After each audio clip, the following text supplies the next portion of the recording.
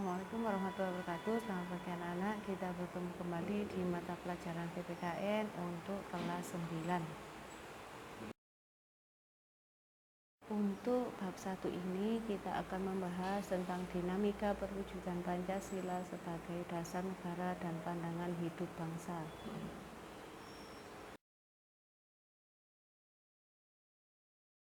Untuk tujuan pembelajaran yaitu peserta didik mampu menganalisis penerapan Pancasila dari masa ke masa.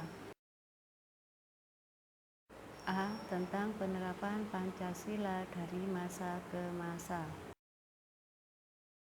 1. Perwujudan nilai-nilai Pancasila sebagai dasar negara telah dilaksanakan sejak awal kemerdekaan, masa Orde Lama, masa Orde Baru, dan masa Reformasi. Yang kedua, penerapan Pancasila pada awal kemerdekaan menghadapi berbagai masalah, yaitu karena ada upaya untuk mengganti Pancasila.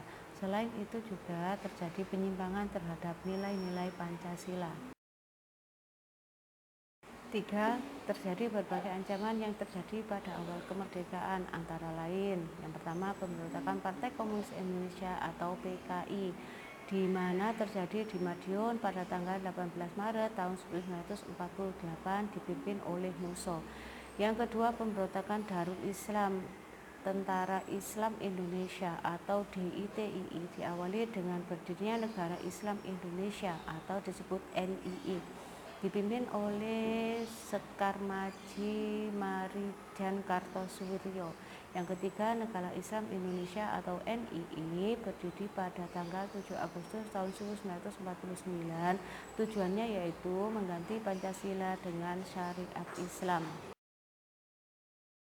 Pemberontakan selanjutnya yaitu pemberontakan Republik Maluku Selatan atau RMS dipimpin oleh Christian Robert Stephen Saumukil.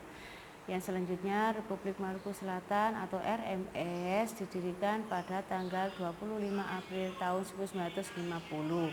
Yang selanjutnya Pemerintah Revolusioner Republik Indonesia atau PRRI atau Perjuangan Rakyat Semesta atau Permesta, dipimpin oleh Safrudin Prawiranegara dan Vincent Sumual. Yang selanjutnya Angkatan Perang Ratu Adil atau APRA dipimpin oleh Kapten Raymond Westerling pada tanggal 15 Januari tahun 1949.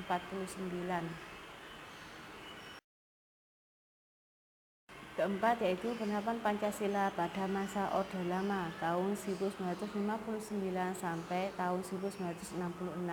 Terdapat beberapa penyimpangan terhadap Pancasila dan Undang-Undang Dasar Negara Republik Indonesia tahun 1945, antara lain Presiden Soekarno ditetapkan sebagai presiden seumur hidup dengan TAP MPR nomor 20/1963.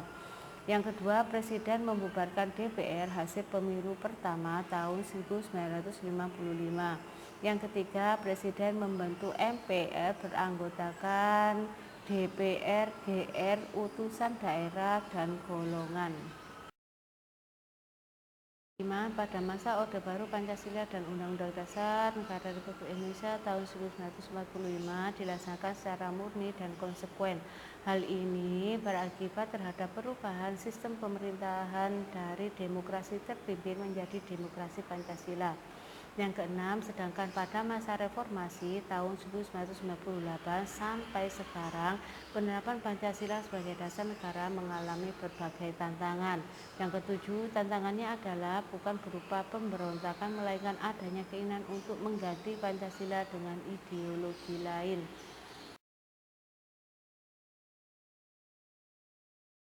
Oke anak-anak, sampai di sini dulu perjumpaan materi kita kali ini. Semoga bermanfaat bagi kita semua. Tetap semangat dan jaga kesehatan. Saya akhiri, Assalamualaikum warahmatullahi wabarakatuh. Sampai jumpa lagi.